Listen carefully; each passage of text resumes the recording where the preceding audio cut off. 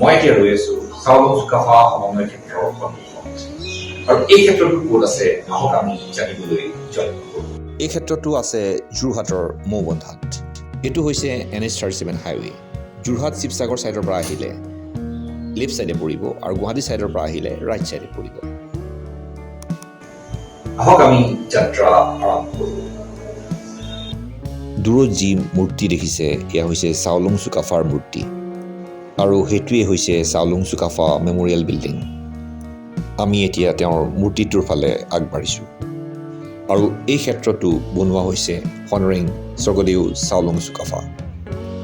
আমি সকলোৱে জানো তেওঁ পাটকাই পাৰ হৈ আহিছিল বুলি। তেওঁ একচুৱেলি মুংমাও বুলি জেগাডোখৰৰ পৰা আহিছিল। তেওঁ 1228 চনত অসমলৈ আহিছিল।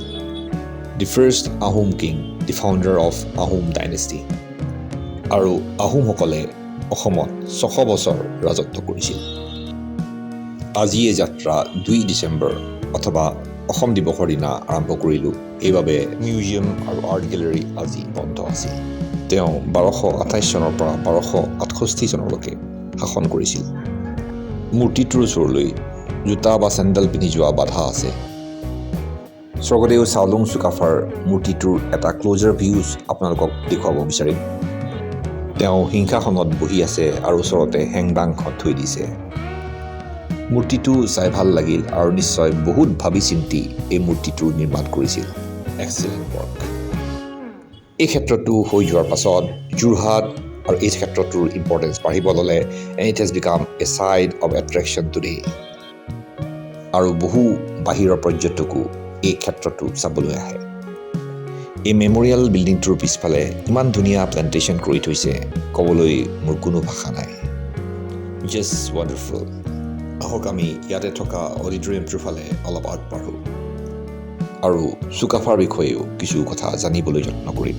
আপোনালোকে চাগে গেটত বা চুকাফা মেমৰিয়েল বিল্ডিঙৰ ওপৰত ড্ৰেগনৰ মূৰ্তি দেখিছে। সেয়া হৈছে royal symbol of Tai Ahom. এয়া হৈছে চুকাফা অডিটৰিয়াম। টাই ভাষাত এই ড্ৰেগনক নাগি নাগাও খাম বুলি কোৱা হয়। আমি যি চাউলুং চুকাফা বুলি কওঁ তাৰ মানে কি জানেনে?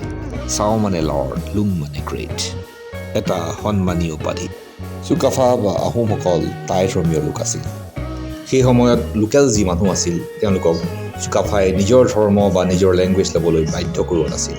লোকেল মানুহখিনিৰ ভাষা আৰু ৰিলিজিয়াছ প্ৰেক্টিছ সন্মান কৰিছিল আৰু তেওঁলোকৰ ভাষা সংস্কৃতি শিকাই দিবলৈ অনুৰোধ কৰিছিল।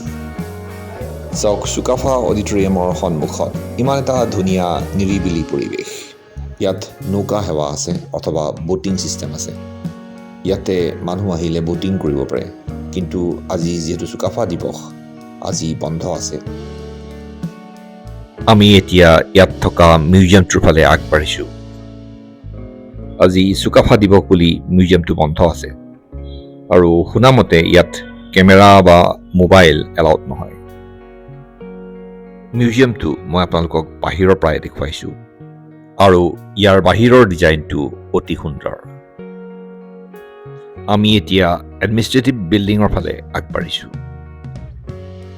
বিল্ডিঙৰ সন্মুখত দেখিছে ইমান ধুনীয়া গাৰ্ডেনিং কৰি থৈছে। এয়া এডমিনিষ্ট্ৰেটিভ বিল্ডিঙৰ এন্ট্ৰেন্স আৰু এয়া হৈছে গেষ্ট হাউচ। গেষ্ট হাউচৰ ভিতৰৰ এইটো হৈছে কমন কিটচেন। গেষ্ট হাউচৰ আলহীয়ে এই কিটচেনটো ইউজ কৰিব পাৰে। আৰু এয়া হৈছে ডাইনিং ৰুম আৰু ইয়াত হাত ধোৱা বেচিন আছে। ইয়াতে থকা কেয়াৰটেকাৰজনৰ পৰা গম পালোঁ যে ইয়াত 11টা ৰুম আছে। আহক আমি প্ৰিমিয়াম ৰুমটো এবাৰ চাই লওঁ। এইটো ড্ৰয়িং ৰুম। ইয়াত টিভি, চোফা ছেট চব আছে আৰু এইটো হৈছে বেডৰুম আৰু ইয়াত এটা আলমাৰীও আছে। আৰু ইয়াত থাকিলে ষ্ট'ৰ ৰুমৰ নিচিনা এটা সৰু ৰুমো পাব। আৰু এইটো হৈছে টয়লেট কাম বাথৰুম আৰু এইটো হৈছে নৰ্মেল ৰুম। ইয়াত এচিও আছে, ফেনো আছে আৰু এটা এটাচ বাথৰুমো আছে। আৰু দূৰৰ পৰা যি ঘৰকেইটা দেখিছে এইকেইটা হৈছে কটেজ, কিন্তু কটেজকেইটা অলৰেডি বুকড। তাত মানুহ আছে, সেইবাবে ভিতৰলৈ গৈ দেখুৱাব নোৱাৰিম। আৰু এই যোনটো বিল্ডিং দেখিছে ইয়াত সৰু সৰু দোকান আছে আৰু ওপৰত এখন জুইশাল বুলি ৰেষ্টুৰেণ্ট আছে। আপোনালোকে চাগে ফুড ব্লগছবোৰত দেখিছে। আমি এতিয়া জুইশাল বুলি ৰেষ্টুৰেণ্টখনৰ ভিতৰত প্ৰৱেশ কৰিলোঁ।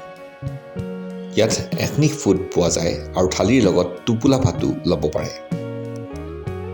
থালিখন দেখি আপোনালোকৰো চাগে জিভাৰ পানী পৰি গৈছে। আৰু ইয়ালৈ আহিলে ইয়াত খাবলৈ পাহৰি নাযাব। ইয়াত চিকেন কাৰী, মটন কাৰী, হাঁহ, পাৰ সকলো পাব। আৰু এইখিনিতে মই মোৰ ভিডিঅ'টো সমাপ্ত কৰিছোঁ। থেংকছ ফৰ ৱাচিং।